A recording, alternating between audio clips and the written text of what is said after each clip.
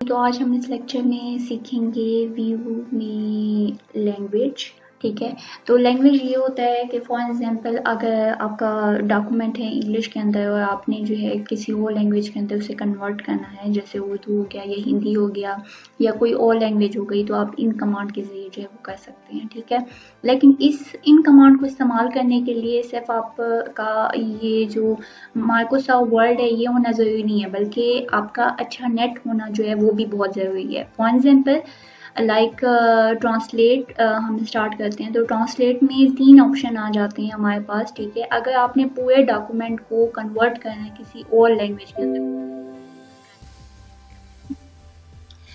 तो अभी हमारे पास एक टैब जो है वो ओपन हो जाएगी।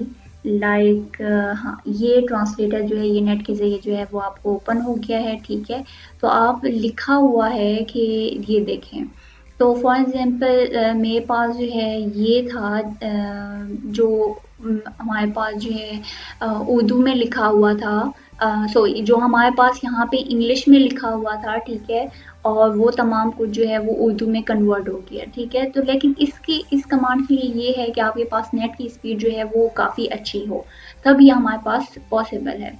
इसी तरीके से अगर आपने सिलेक्टेड वर्ड को जो है करना है, फॉर एग्जांपल मैं एक मिनट सॉरी, अगर मैं इस वर्ड को जो है इसकी ट्रांसलेट करना चाहती हूँ, इसको सिलेक्ट करती हूँ। ठीक है, तो अब ये देखें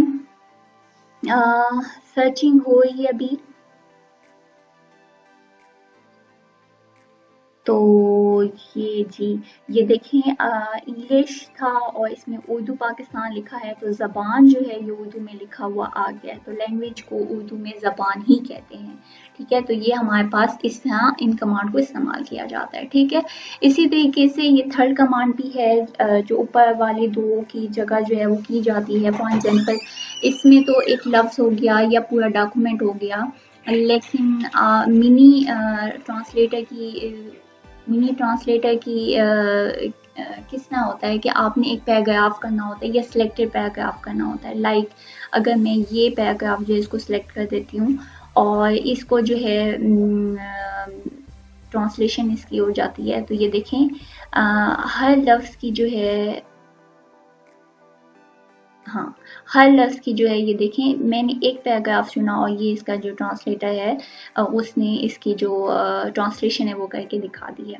ठीक है, इसके अलावा लैंग्वेज के ऊपर आते हैं, तो सेट प्रूफ लैंग्वेज है और लैंग्वेज प्रेफरेंस है। इसको हम क्लिक करते हैं तो यहाँ पे काफ़ी नंबर ऑफ़ लैंग्वेज जो हैं वो दी हुई हैं।